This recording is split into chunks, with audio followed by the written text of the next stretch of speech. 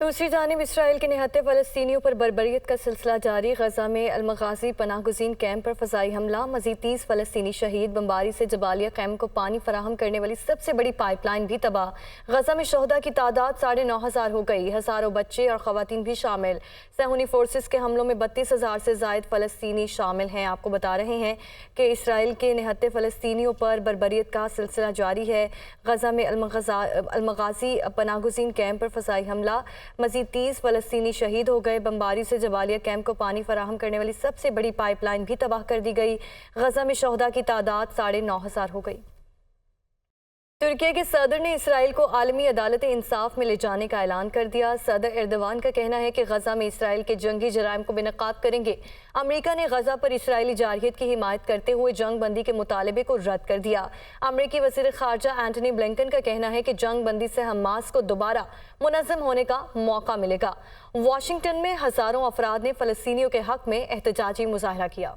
गजा में इसराइली जारहियत रुकवाने की आलमी बरादरी की कोशिशें जारी। ओमान में अरब ममालिक के वज़ीर ख़ारिजा की गोल में इस कॉन्फ्रेंस, अमरीकी वज़ीर ख़ारिजा की भी शिरकत। अमरीका ने एक बार फिर गजा पर इसराइली जारहियत की हिमायत करते हुए जंग बंदी के मुतालबे को रद्द कर दिया। ब्लिंकन ने अरब वज़ीर ख़ारिजा के हमरा प्रेस कॉन्फ्रेंस करते हुए कहा, अभी जंग बंदी करने से हमास को दोबारा मुनज़्ज़म होने और हमले करने का मौका मिल जाएगा। इसराइल को अपने शहरियों की हिफाजत के तमाम इक़दाम करने चाहिए। उर्दन के वज़ीर ख़ारिजा एमन सफदी ने कहा कि अस्पतालों, एम्बुलेंसों, स्कूलों और पनाहगज़ीन कैंपों पर हमलों को इसराइल का हक़ के दिफा नहीं समझते। मिस्री वज़ीर ख़ारिजा ने गजा में गैर मशरूत और फौरी जंग बंदी को नागुज़ीर करार दिया।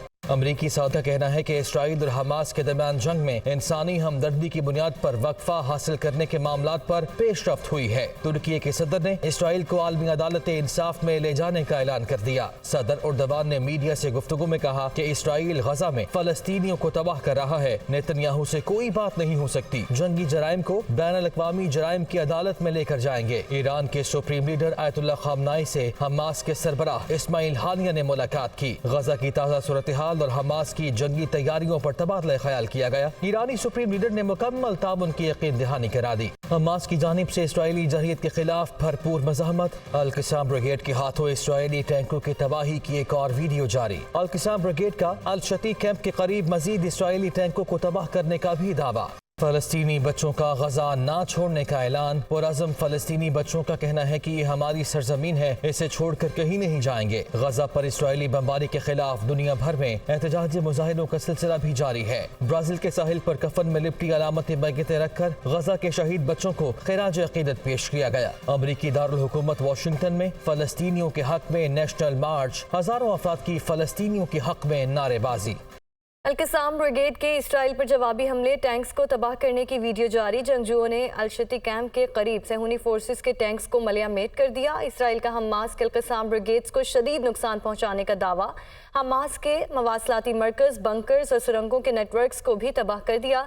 इसराइली फोर्स हमास के चीफ को तलाश करके ख़त्म करेगी। इसराइली वज़ीर दिफा का यह दावा है।